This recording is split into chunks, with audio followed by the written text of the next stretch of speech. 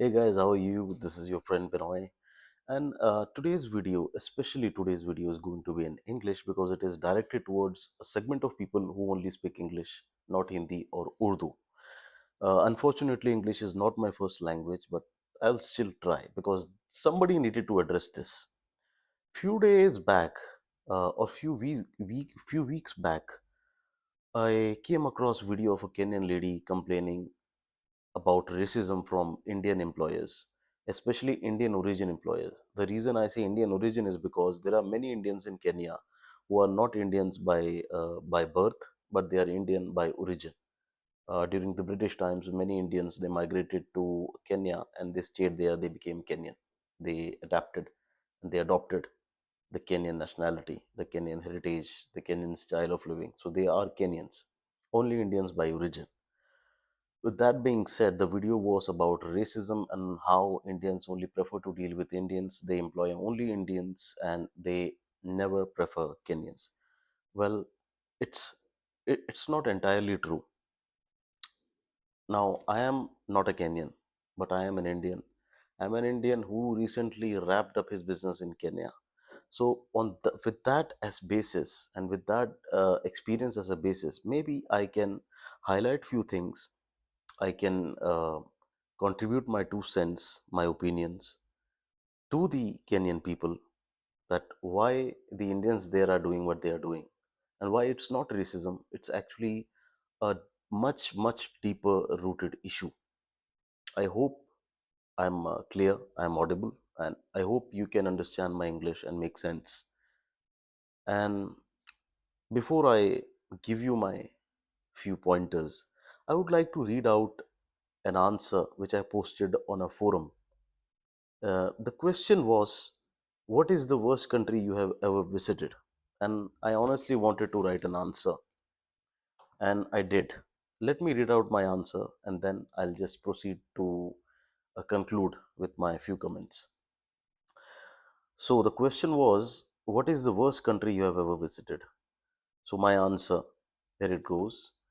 While worst might be a strong word, let me share my experience and let the readers decide for themselves. I arrived in Kenya with excitement, eager to explore its wildlife and understand this part of the African subcontinent. Despite the country being in political turmoil, I saw potential, perhaps even an opportunity to build something of my own. With that hope, I invested my hard-earned savings into opening a liquor shop, believing it could be a rewarding venture. And for a while, it was. I made some money and felt like it was on the right path. But nearly after a year, I decided to take whatever I could and leave. Why? Because everywhere I turned, someone was trying to squeeze money out of me. Promises were made, promises were empty, deals were deceptive, and honesty was rare. From the guy who assured me he could arrange important meetings to the so called business partner who offered to be a salaried director. Everyone had their own agenda. One of them even stole from me. Eventually, my perception of Kenya changed, leaving a bitter taste in my mouth. What started as a hopeful venture turned into a lesson in trust and a stark realization that not every place is meant to be for everyone. I will miss Swahili fish curry at the Javas for sure. And additionally, the store manager who belonged to Kuki tribe literally stole money from the store, citing that some employee got shot during the demonstrations or the protests. While checking with that lady employee who he claimed was shot, who was shocked upon hearing that she got shot, I figured that he lied. The lawyers are lazy and slow, the banking system is crude, business scenario is weird, and whatnot. He admitted embezzling funds and confessed he cannot pay, and I have no means of making him pay. Ultimately, in order to make him suffer, I wanted to file a civil and criminal case on him just to see him run from one office to other, but I refrained as it's not in favor to ruin my mental health behind lost causes. For people who think I'm making this up, I have receipts and proofs, so let's leave it here. Another update, I received a call from my lawyer in Kenya. I made it clear to him that I do not have any interest in resuming any business activity in Kenya and that I had lost faith in that place. He was genuinely sad. It took us nearly 10 months to change the director for our business. I even received recommendation from a Kenyan colleague who claimed to know some big shots there to make the defaulter employee's life hell, but I chose not to pursue it. I just gave up on Kenya. So this was my answer, and my answer was true to the core based on my bitter experience in Kenya.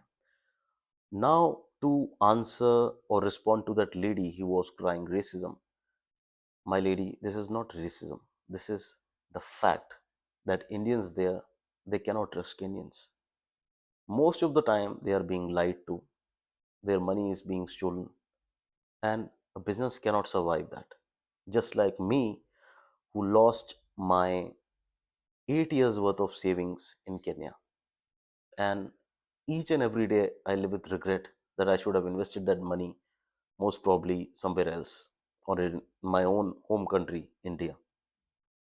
So, this is the stark reality.